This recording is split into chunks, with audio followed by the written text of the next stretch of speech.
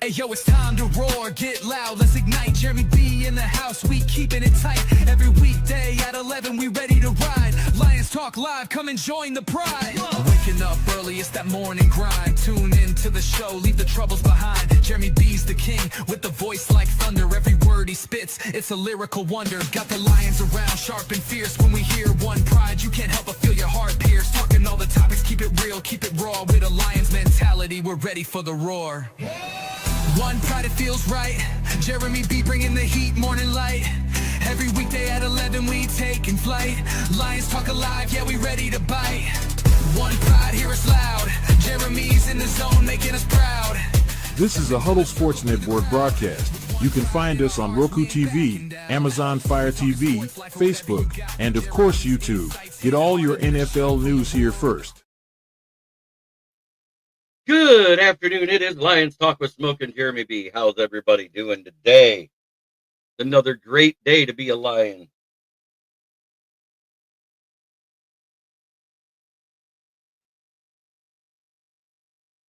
Get this set up right so it looks better. There we go. Yesterday, the Lions signed Devin Cochran.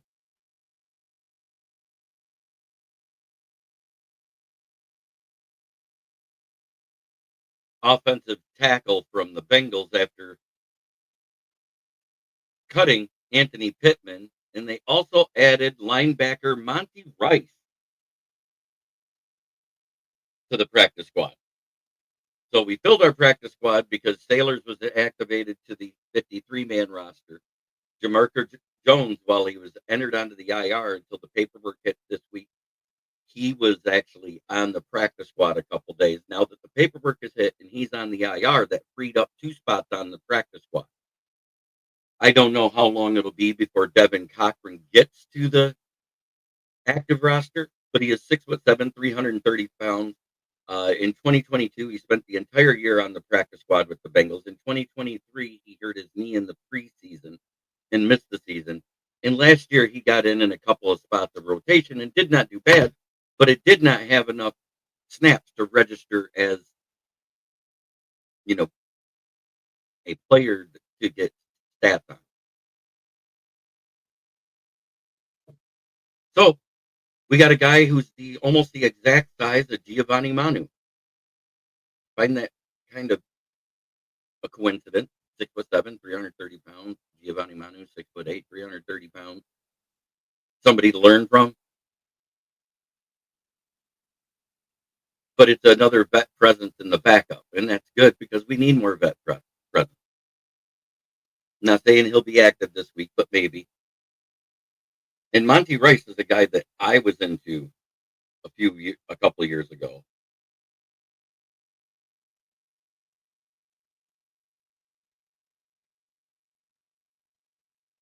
"26 years old. He was and his full name is Montavian Lamar Rice, excuse me. And he has a hyphenated last name because his mom has been married, didn't give up her maiden name. He was a former Georgia Bulldog. He's 6 foot tall and 233 pounds, so in the mold of like a Malcolm Rodriguez type of linebacker. He was a UDFA, I believe, drafted by the Saints or signed by the Saints. Yeah, he was a UDFA signed by the Saints. He wasn't. Third round, 92nd pick overall. Excuse me. Then in 2023, he was at the Saints. He was at the Falcons and Patriots last year, and now he's with Detroit.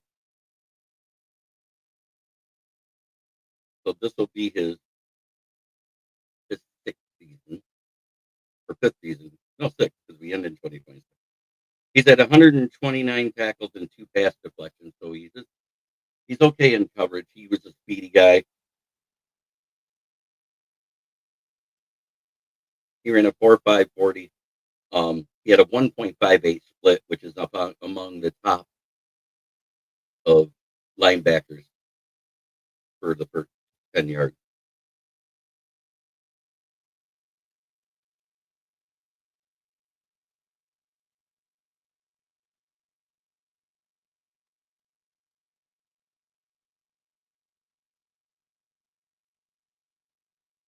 spent the first part of the season on the PUP list and was activated on October 8th.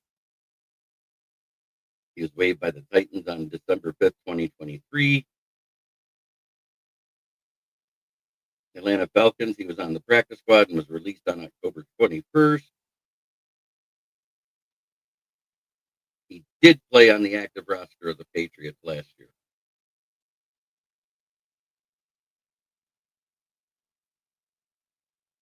But it's more depth for the linebacker room. And can't stress it enough. We've had enough injuries in that room to know we need backup. Going back to last year, of course. So tell me what you think. We got 16 people watching across the networks right now.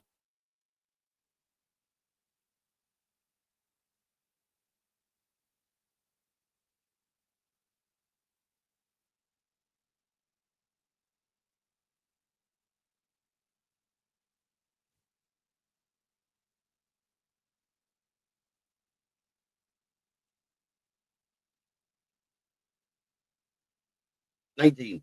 Fills up a little bit. Don't forget to hit the like button.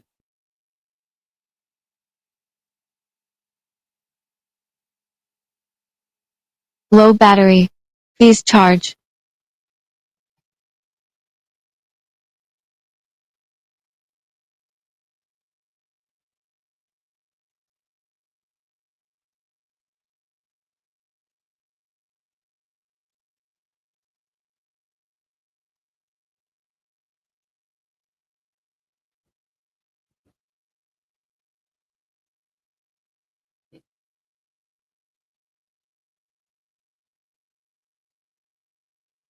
Nobody wants to talk football. Should the Lions sit Graham Glasgow this game and let Kingsley Eguakun, who did well against some starting defensive lines in the preseason, and Tate Ratledge actually looked better because it looked like Kingsley Eguakun had better command of the offensive line for calling out the protection. Not saying it'll work with Goff, but could it hurt? Maybe send him a message saying we're not going to let you play like a turd, because I feel that the guard play that was bad was mostly due to Glasgow. Hey, Ralph, good to see you, brother.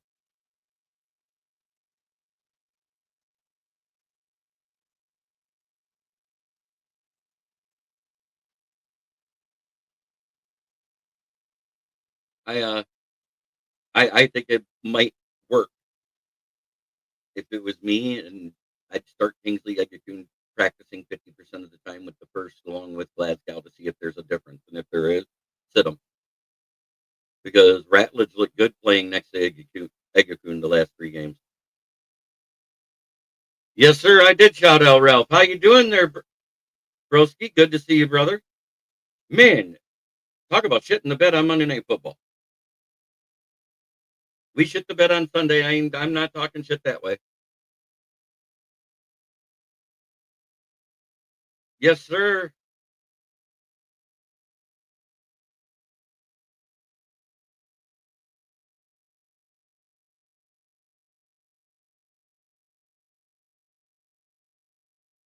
And this Thursday, who do we got? We got Washington Commanders at Green Bay.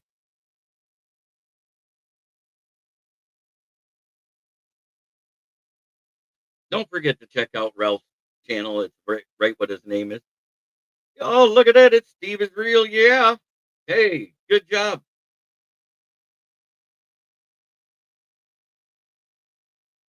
Your team looked prepared. Mine didn't. And I'm going to leave it at that. I'm not trying to talk shit. I'm not doing any of that. But it's still fuck the Packers. Love you, brother, but I'm sorry.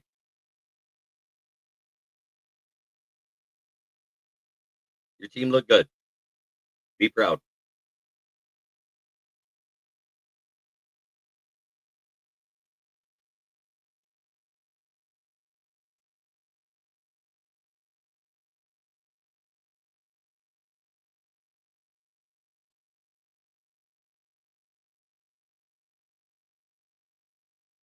I'm anxious to see if that continues on Thursday.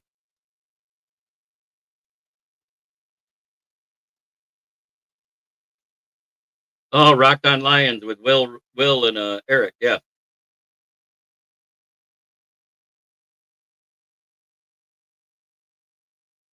They're good guys. I know Will. But yes, we picked up Monty Rice, 6 foot and 3/8 inches tall, 233 pounds, ran a 4.56 40 for the practice squad. We also got offensive tackle Devin Cochran after releasing Anthony Pittman. So that fills our practice squad again because Jacob Sailors was added to the 53-man roster. Which, with him being the bruising runner he is, and we were struggling to open holes, I wish we'd have used him more because he's more of a bruising back. I would have liked to have seen them give him a chance.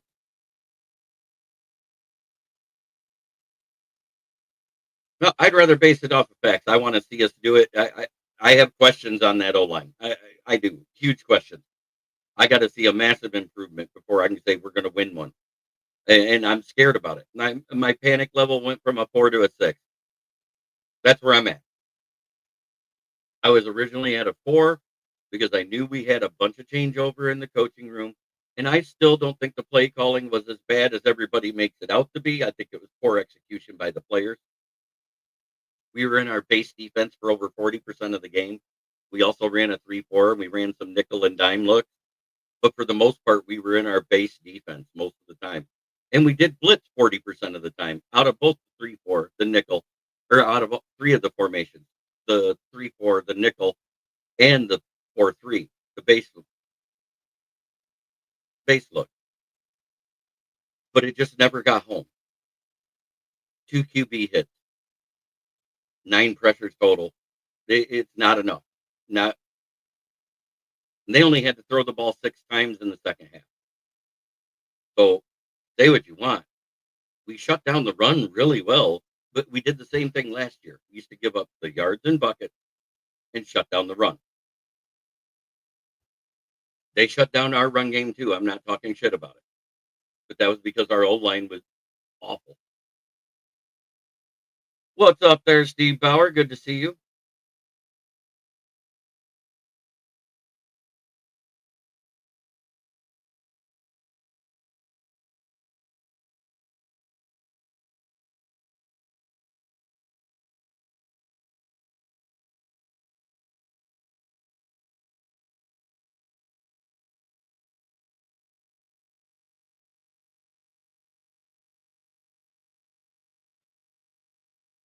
That's basically it in a nutshell.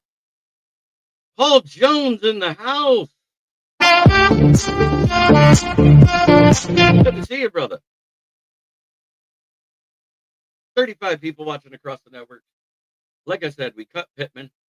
It wasn't a big loss. He did nothing for us in that game. He was one of our 6 lowest guys, PFF score wise.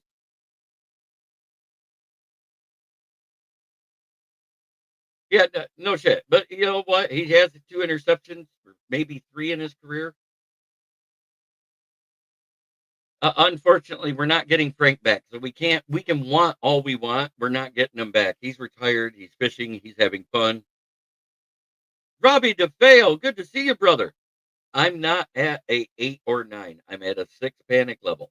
But I think they need to send a message to Glasgow. I would like to see Kingsley Eguakun, if he shows that he's worth it in practice, to get the start over Graham Glasgow, saying, hey, you're going to play like shit and make our rookies and our second-year guy look bad?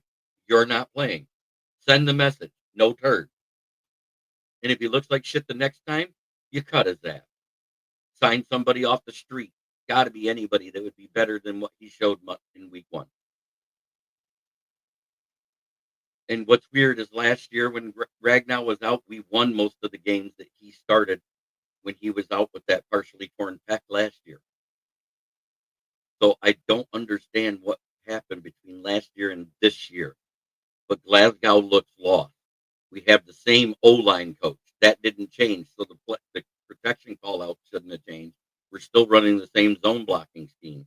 But he looked lost. And I blame it more on him than any other person on that offensive line.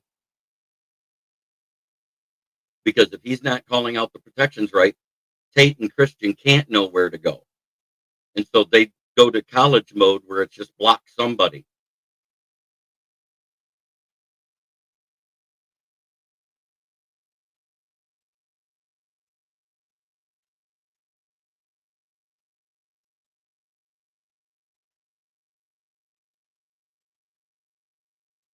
Where is your panic level? 1 to 10.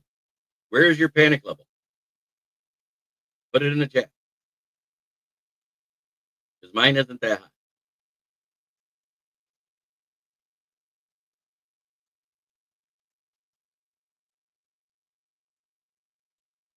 I don't know why it's not going live into my network. I hit it earlier.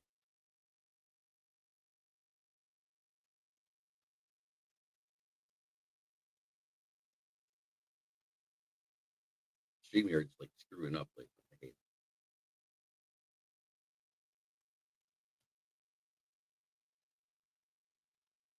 But we're live now. Sorry for my channel if it didn't give you a notification, but we're there.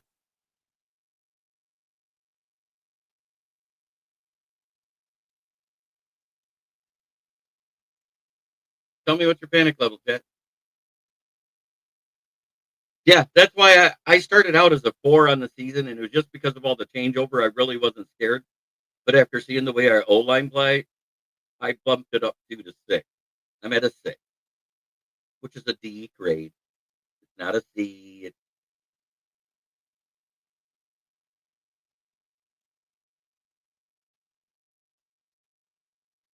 Our schedule is brutal, but the home schedule is actually quite favorable, and we play more home games than away. Or no, I mean, excuse me, we play more away games, but the 5 of them are brutal. I don't care what anybody says. We got 5 brutal games on the road. And we cannot do that prevent defense like Chicago did versus JJ in the 4th quarter. You can't do that against a guy like him. He has a clutch gene where he carves up zone. And I saw that they played mostly zone in that 4th quarter. But it was that prevent zone where they're barely doing a pass rush up front. And they weren't able to get the penetration because their tackles are decent. So, and their guard interior play looked better than last year. So there's something to be said there with the Vikings.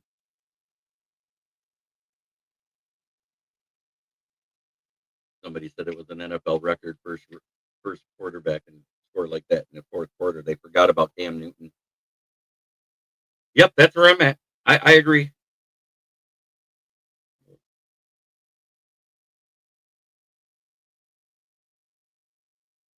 When the schedule come out, and here's the funny thing.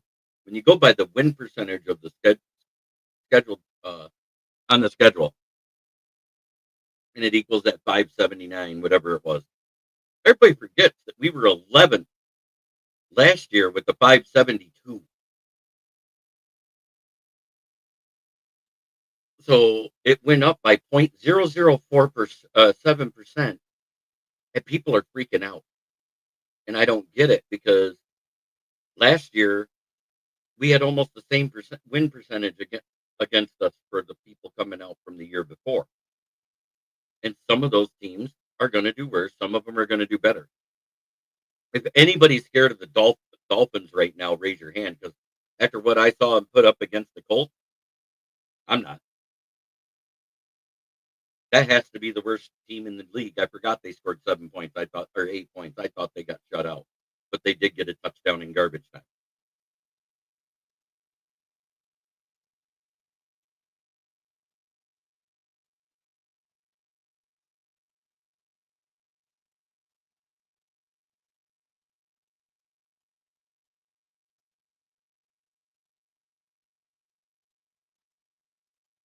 So I got 2 people to comment. What about you, Mohammed? What's your panic level?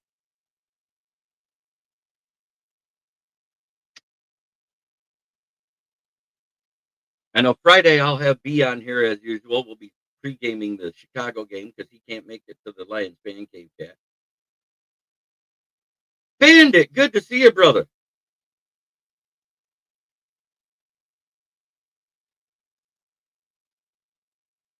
Joey Uso, what's up, brother? Got to do it for him. He's here.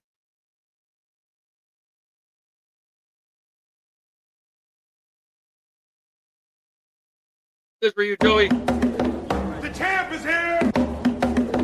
The champ is here. The champ is here. The champ is here. There you go, Joey. That's our resident Philly fan. Woo! I bet you're sore as fuck.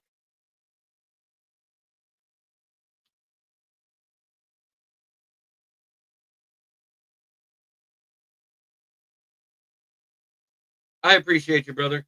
I just been busier than a mad hatter. I've been on so many shows, I feel like a podcast whore. I'm pimping myself out daily. Got my fantasy show come Saturday with Austin Hacker. Ooh, I know that was probably by choice. So what? You're doing a leave in Tylenol and that's it, or Motrin? Ouch.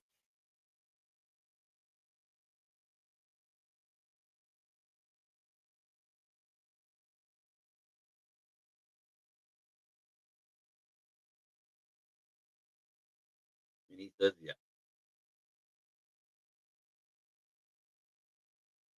Let's see. Monday through Friday, I do 9, and I do my 10th show on Saturday night. So I'm doing 9 shows now. Two of them I'm a guest on.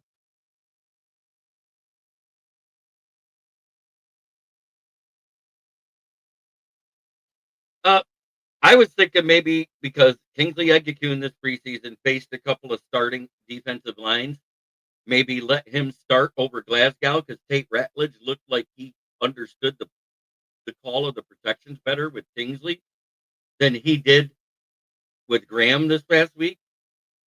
I would actually consider sitting Graham a week as a punishment, saying, "Hey, remember how we said no turds here? Quit being a turd." Because Kingsley Eguakun looked pretty good against that Texans defense that had a couple starters out there. He also looked good against the Miami team that put a couple starters out there.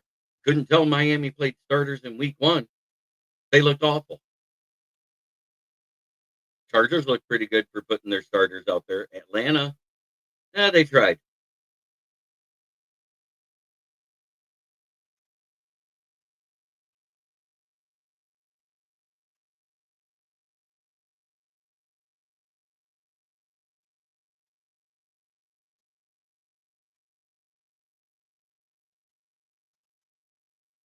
No, don't move him back to guard. Make him sit a week because the center is the one that calls out the protections. And if your young guards don't look like they have any direction and know where to play, guess whose fault it is?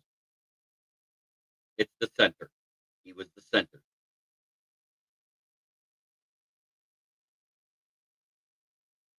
Oh, they're not my sleeper in the AFC. I had them making it. Only thing I'm worried about is the Rashawn Slater thing, but it looked like they did a good thing moving Joe Alt to left tackle. But as bookends, Joe Alt and Rashawn Slater, that team would be even more unstoppable.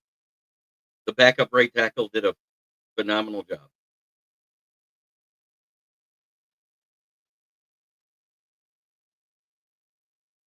The team I have not making it, and they didn't show like they want to win, was the one that played in week 1, the Chiefs.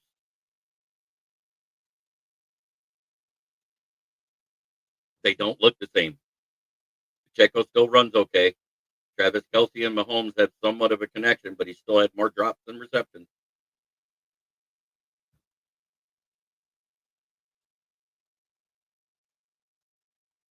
Nope, it sure didn't. And I was surprised that the Raiders beat the Patriots. Now the Patriots get to go on the road. They're getting to the point where the money is hampering them from keeping the team at that high level.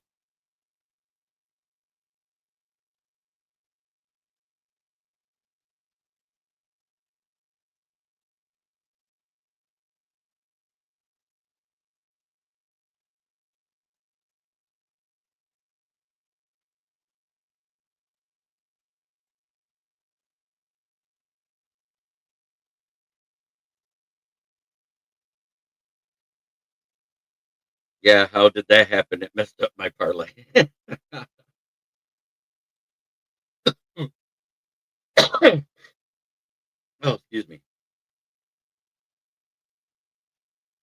I think it's a fine signing. You're talking about 83 million over 3 years tacked on to the end. They didn't touch his fifth-year money, so the fifth-year money is still only 15 million. It averages out if not looking at incentives. He's actually only making 23 something a year because a lot of it's incentives and everything. Me too. I thought they'd have it locked, stock, and barrel, but hey, don't say it was because of Ashton Genty because he may have had 2 touchdowns, but he only had 38 yards rushing. He was not very dominant in that game. Overall, they got out coached. That's what I saw. Pete Carroll beat out Grable, but guess what? Pete Carroll's done that before. Seahawks versus Titans in the regular season. He's beaten Grable 3 times now, coach to coach. And now it's with a different team, with a lesser roster, because I'm sorry, I think the Raiders have a lesser roster than what the Patriots have. Patriots may have a lesser defensive roster, but offensively they should be better.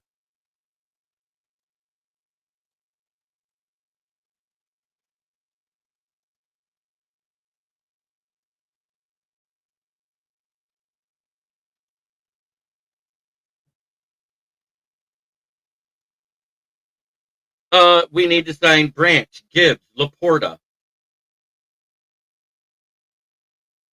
Gibbs will get the 5th-year option so they can wait a year on it or work on it in season. I have no doubt about that. He'll be here till 2028, no matter what. Everybody's coming back. The cap goes up every year. I ain't scared of it. They'll restructure Goff and clear up even more money. That's why they're not doing a big splash right now. And I told everybody this. They're doing this to be able to sign their core players back. Then once they have everybody signed through like 2030, then you're going to see them make the splash move. It'll be after the 2028 season is where you'll see splash moves done. That's my prediction. We're going to see Goff get restructured this year.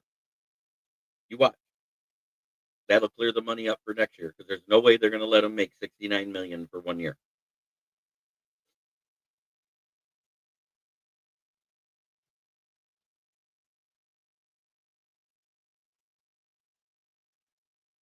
Yeah, if Watson got extended, who's missed more time than JMO technically, and had way more drops, I think Morton will be fine. I don't think the play calling was the problem. It's our offensive line. Yeah, I don't care if we had fucking God calling the plays. We wouldn't have ran the ball the way that offensive line played Sunday. Everybody's so quick to blame the coaching, but the line coach didn't change, so the play calling protections don't change. I don't understand why everybody's trying to blame the coordinator for piss poor offensive line play by Graham Glasgow specifically.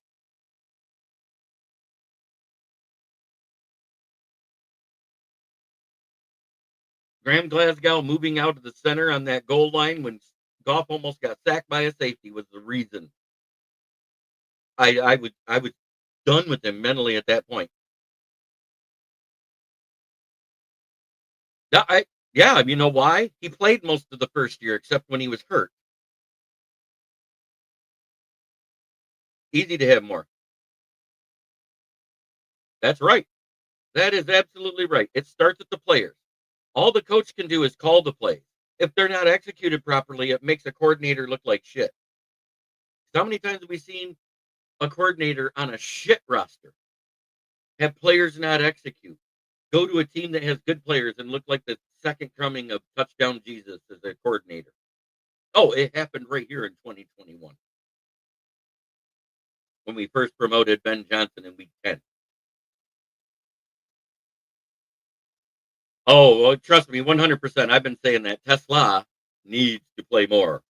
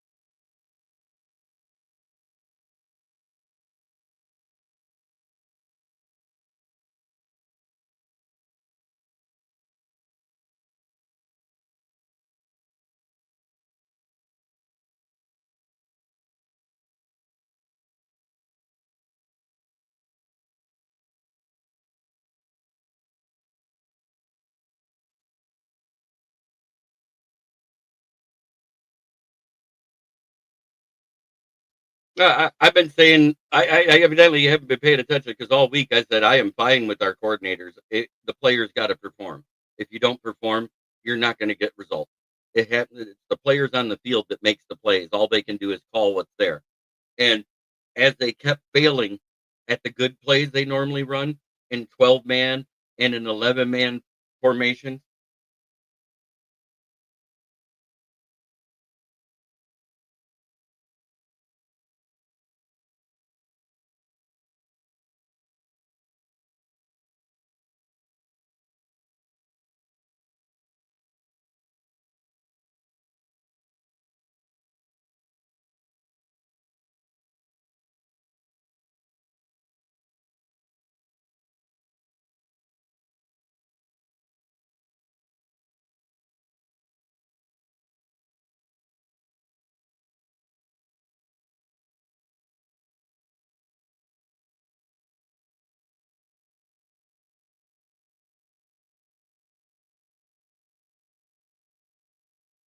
I just we didn't stop running the ball. They just couldn't run. Think about it. We ran the ball 19 times for 44 yards. It was awful. 2.2 yards a carry. We've never seen that. Even back in 2021 when we had Swift.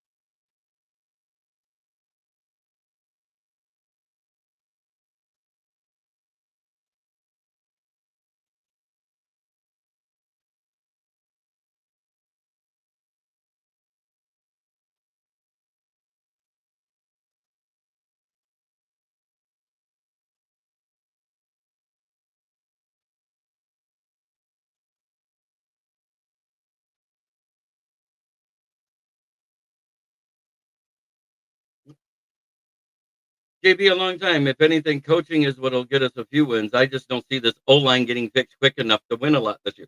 Hey, you know what? I think it can be fixed soon, but you got to send messages to the guy that's calling the plays and the protections out, and that's Graham Glasgow.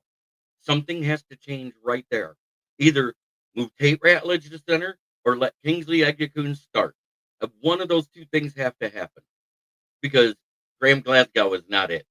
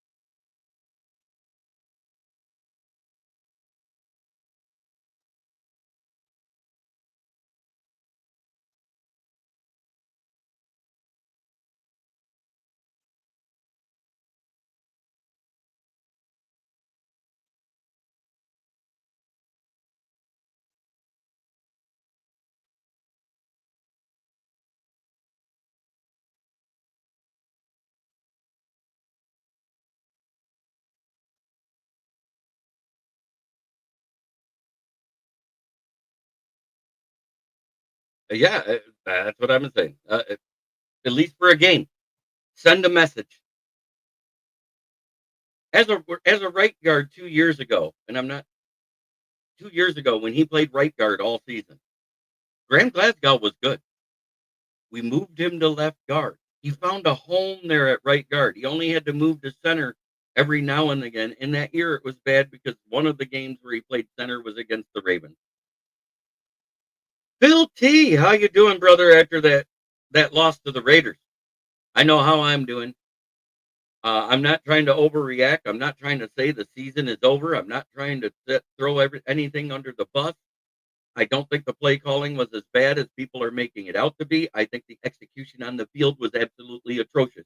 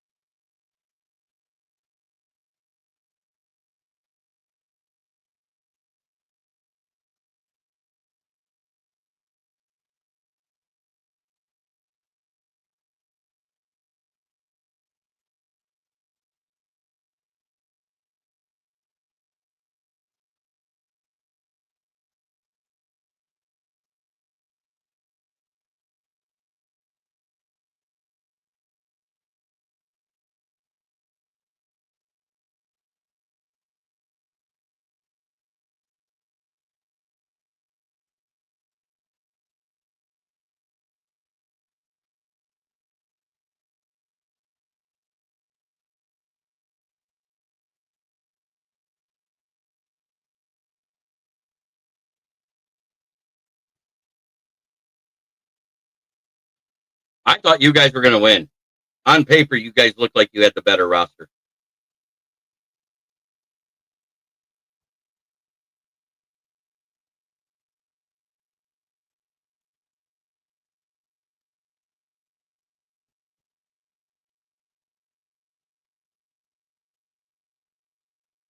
That's pretty much the Lions' news and thing.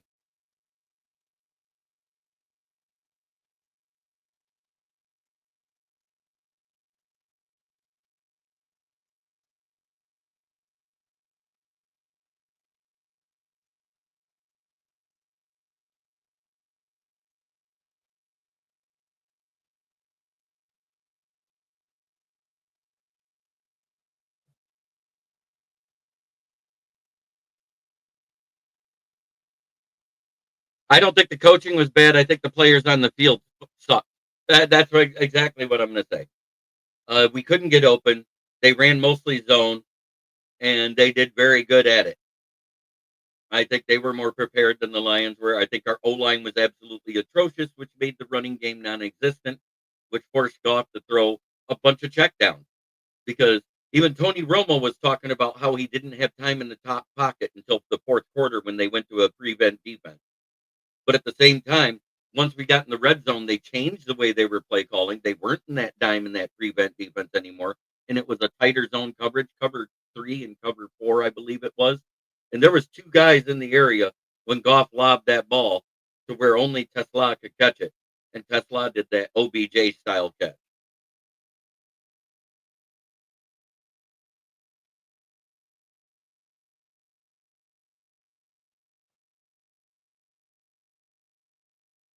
I think with the way that O-line played, because we still have the same O-line coach, the protections are still the same. It would have been the same thing with Ben Johnson calling plays. So I disagree. I'm looking at the bigger picture than just, oh my God, the coordinator had to call this play because the O-line sucked. Ben Johnson would have had to do the same thing. That O-line played atrocious. Atrocious.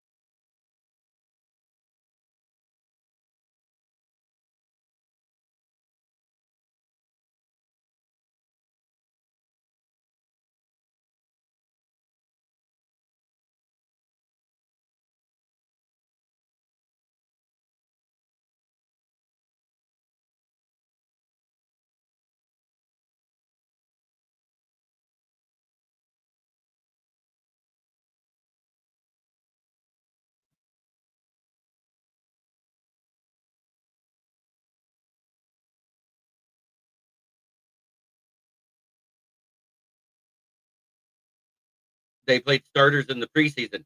They were more prepared. I said this. If you'd have watched the show Monday, you'd have thought. I've been talking about that for 2 days. I'm done. I'm trying to move on what we can do this week.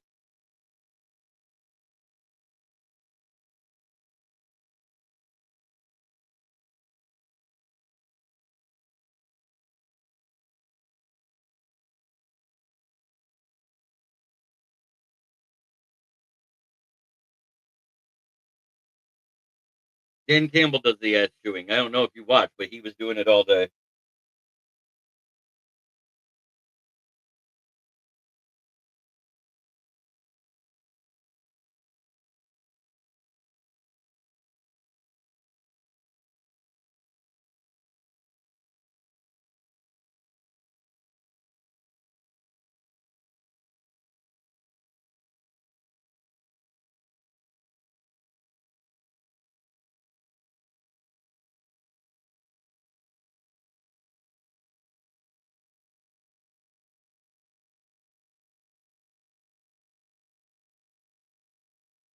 Oh, we're up against Chicago, and you'll see that tonight on the NFL Roundtable Talks at 9 p.m. or 9:30 is when we're going live. Yeah, I think you'll beat the Dolphins. The Dolphins are absolute dog shit right now.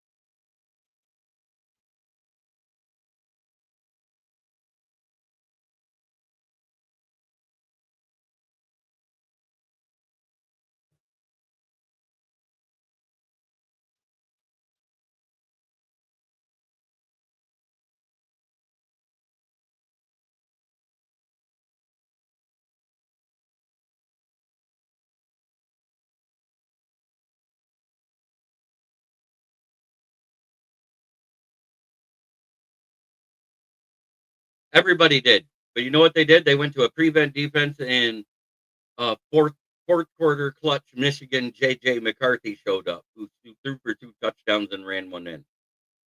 143 total yards in one quarter. That being said, it's about time for me to get off here and get ready for tonight's show and to go to work because I got to make a living. I got to be able to afford to eat, do all sorts of good stuff. So try every day to be a better person than you were the day before. That's the only way to make the world a better place. And this week, 100%, it is Fuck the Bears.